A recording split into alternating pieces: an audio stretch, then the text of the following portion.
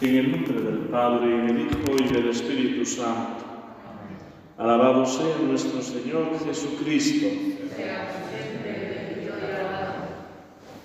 Queridos hermanos, celebramos la Santa Misa de Requiem, ofreciéndola por el eterno descanso de nuestros fieles difuntos, y lo hacemos también como una oportunidad que la propia Iglesia nos concede por medio de la Sagrada Liturgia para nuestra meditación y reflexión sobre la realidad de la muerte, poniendo ante nosotros un misterio ciertamente oscuro. Destaca el color negro, la negritud de este momento decisivo en la existencia humana, pero también con la luz que brota del misterio de la resurrección de Jesucristo, que ilumina también nuestra propia resurrección, porque Cristo resucitó, como dice el apóstol San Pablo en la Epístola a los Corintios, como primicia, para que aquellos que somos de Cristo resucitemos con Él. Y por tanto esta meditación sobre el misterio de la muerte nos enfrenta a una certeza. Recordamos aquella famosa expresión que atribuyen a los monjes cartujos, pero que es del todo incierta por el silencio que guardan estos santos varones. Morir habemos, y responde otro, ya lo sabemos. Pero cuando una criatura viene a este mundo y nace, no sabemos si va a ser alto o bajo, gordo o flaco, rico o pobre, listo o burro. No lo sabemos, pero sí sabemos que un día ha de morir. Y también nos enfrenta a esta realidad por la que cada uno de nosotros hemos de pasar. No tenemos aquí una ciudad definitiva. Estamos en este mundo de paso y por tanto un día tendremos que presentarnos ante el tribunal de nuestro Señor. Y esa realidad de la muerte nos tiene que condicionar en nuestra vida terrenal. Hoy se intenta disfrazar, disimular, maquillar la muerte. Se intenta alejarla de la realidad.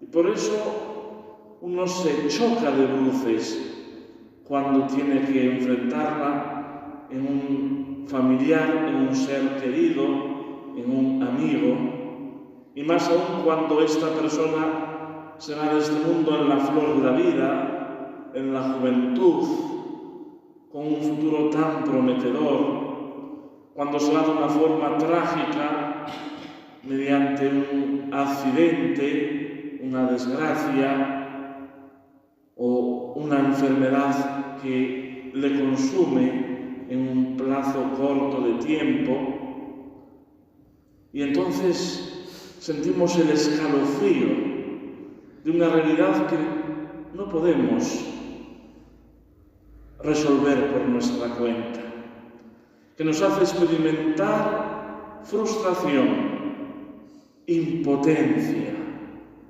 que nos pone contra las cuerdas de que realmente este mundo pasa, que nuestra vida va hacia un final, y si no nos sostiene la fe y la esperanza en la vida futura, en la vida para siempre, todo parece volverse de manera repentina en un absurdo. Otro aspecto importante de la reflexión sobre la muerte es lo caduco de este mundo. Nosotros ponemos todo nuestro empeño en el haber, en el tener, en el poder, como si fuéramos a estar aquí para siempre. No paramos de acumular cosas materiales, aunque sabemos que muchas de ellas no dejan de ser perecederas. Ponemos nuestro empeño, nuestro entusiasmo, nuestras fuerzas. Y entonces, cuando ya vamos viendo el paso de este mundo y el tiempo que hemos perdido en esa acumulación avariciosa y egoísta, como aquel que en el Evangelio nos dice nuestro Señor, que tuvo una gran cosecha y dijo: ¿qué voy a hacer? Voy a hacer un gran granero, meteré toda la cosecha y después me tumbaré, porque ya no tengo más que hacer, y viviré de ello. Y entonces se le presenta uno y le dice: hombre, no seas necio, ¿no ves que esta noche te van a pedir la vida? ¿De qué te servirá todo lo que has acumulado? Entonces se despierta nuestra conciencia cristiana, que resulta la paradoja de una pobreza que enriquece. Cuando uno vive el desprendimiento de las cosas materiales, cuando uno se esfuerza en que su riqueza verdaderamente sea crecer en generosidad, dando al que no tiene, compartiendo con el que lo necesita, mirando más allá del propio ombligo, de los propios intereses, apetencias, para poner el corazón en el más miserable, en el más pobre, en el más vulnerable. Entonces, un día podrá presentarse ante Dios no con las alforjas cargadas de esta materialidad que se corrompe, sino de las buenas obras que serán pesadas en la balanza y que nos servirán a nosotros para ganar el cielo. Y así, reflexionar sobre la muerte nos ayuda a vivir en este mundo desprendido de todo aquello que a menudo nos condiciona y nos ata, para crecer en generosidad, en donación y al mismo tiempo en gratitud. Lo bueno que tenemos no deja de ser un regalo de Dios, un don de Dios. Y cuando lo compartimos, cuando sabemos vivir esa generosidad, ese desprendimiento, recordamos aquellas palabras de Jesús: dad gratis lo que habéis recibido gratis. El tercer pensamiento que nos ayuda ante el misterio de la muerte, o que nos debe de ayudar a reflexionar nuestra meditación, es que no hemos de abusar de la misericordia de Dios. Hoy se abusa de la misericordia de Dios, pero tanto se abusa que se desfigura la misericordia de Dios. Parece que esta generación son todos santos e inmaculados, que todos mueren libres de pecado, que no hay que hacer ningún tipo de sufragio, de súplica, de oración por aquellos que pasan de este mundo a la eternidad, que ya van directos a recibir la corona de gloria y la palma del triunfo. Y esto no deja de ser una tremenda injusticia para con ellos, porque nunca tan vulnerables pudieron estar que cuando ya no son dignos de merecer por sí mismos, cuando ya no solamente dependen de nosotros, de nuestras súplicas, peticiones, sufragios, misas, penitencias, limosnas. El abuso de la misericordia de Dios no deja de ser, como dice San Agustín, un engaño del maligno enemigo, un engaño sobre la esperanza y sobre la desesperanza. Y así cuando viene el pecado, uno se rinde ante él, porque espera que Dios misericordioso le perdonará aunque caiga. Pero después de pecar, queda el corazón lleno de la amargura y del pesar de haber ofendido a Dios y de que un día tendrá que dar cuentas ante la justicia divina. Aquella esperanza en la misericordia, cuando uno se ve sucio, podrido de miseria, se convierte en desesperanza. Precisamente nosotros tenemos que invertir este planteamiento. Tenemos que afrontar la realidad del pecado, es decir, la tentación, pensando en que un día daremos cuentas ante Dios. Y por tanto, que no podemos jugárnosla, que no podemos arriesgarnos a perdernos para siempre, a la condenación, al fuego del infierno.